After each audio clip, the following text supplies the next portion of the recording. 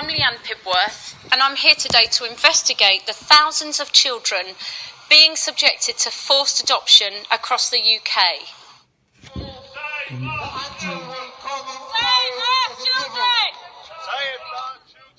So we're here today to try to establish why the central government are offering financial incentives of up to £500,000 to local councils for forced adoption targets. We're about to meet with Gary, a loving father whose children were forcibly adopted against he and his wife's will. He hasn't seen his children for a number of years, and shortly after the birth of his fifth child, his wife was imprisoned. Let's hear what Gary has to say. Well, I've been involved in this field for the last 6 years. Since I got with my partner, I separated from my ex-partner. I was a single dad with 5 children, one of them severely disabled. And as soon as my partner moved in, she'd done a documentary called Don't Cap My Benefits years ago with Panorama. And I believe that we was targeted from then. She absconded from my local authority years before and went to Ireland to stop a child being taken off of her. And I think as soon as she moved back into my local authority again, they thought, oh, she's back, we'll have her. But they couldn't really take her children without taking mine. So they got an interim care order, first of all, to take her children. And then she had a breakdown. And because she had a breakdown, they took my 5 children away from me as well.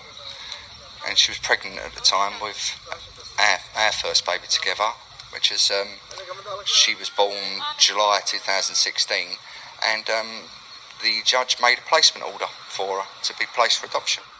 So are you saying that social services became involved with your family?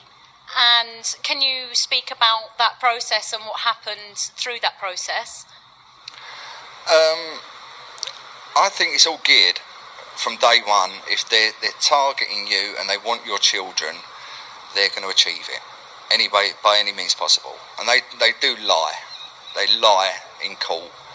And it has been said by Judge Mumby, or when he was president, that any social worker found to be lying should serve 5 years in prison. It's never happened. I think it's happened once in America. And did you experience lies from social services in their reports? Is that what you're saying? Oh, immensely, yeah. And I was given my children into my sole custody when I separated from my other ex. In 2012, I was given a residence order for my children, and I was appropriate then. I was backed by CAFCAS and given my children into my sole care. It's just when I got together with my new partner that it became a problem. What problem? What happened? It was my partner's exes ringing up all the time, making allegations that the children weren't being looked after properly, which was, we had 30 or 40 Merlin calls, police coming to our address and they said everything's fine. And it was a combination of my partner breaking down and drinking alcohol, and when that was addressed, they said that there was an allegation from my other ex-partner from 2011 of rape, and I got acquitted in Crown Court but found guilty on findings in family court.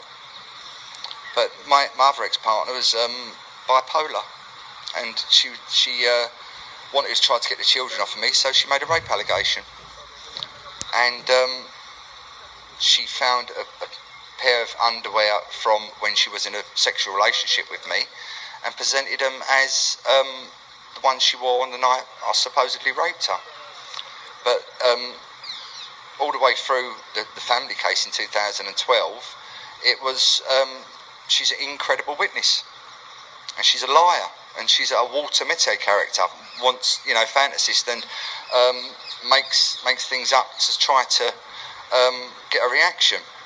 So where are those children now from that lady? Well, my eldest 2 are 20 and 21 now, and they're living with my mum, who I've been alienated from by social services. My mum's been told that if she has anything to do with me, she can't see the younger children.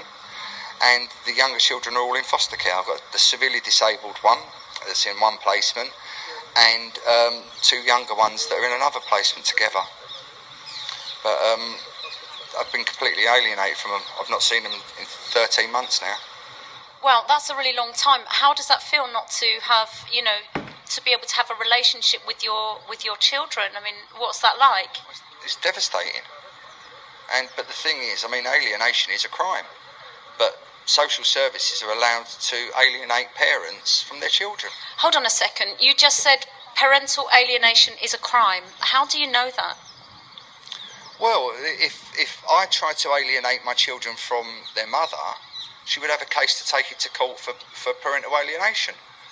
So why isn't there a case there as well for social services to be held responsible for alienating children against their parents?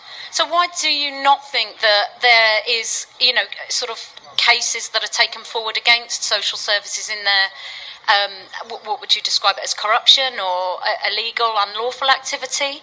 It's called corruption. I've been involved with a lot of judges and a lot of the judges in High Court, in the Royal Courts of Justice. And I believe the judges are facilitating this agenda. But why would they do that?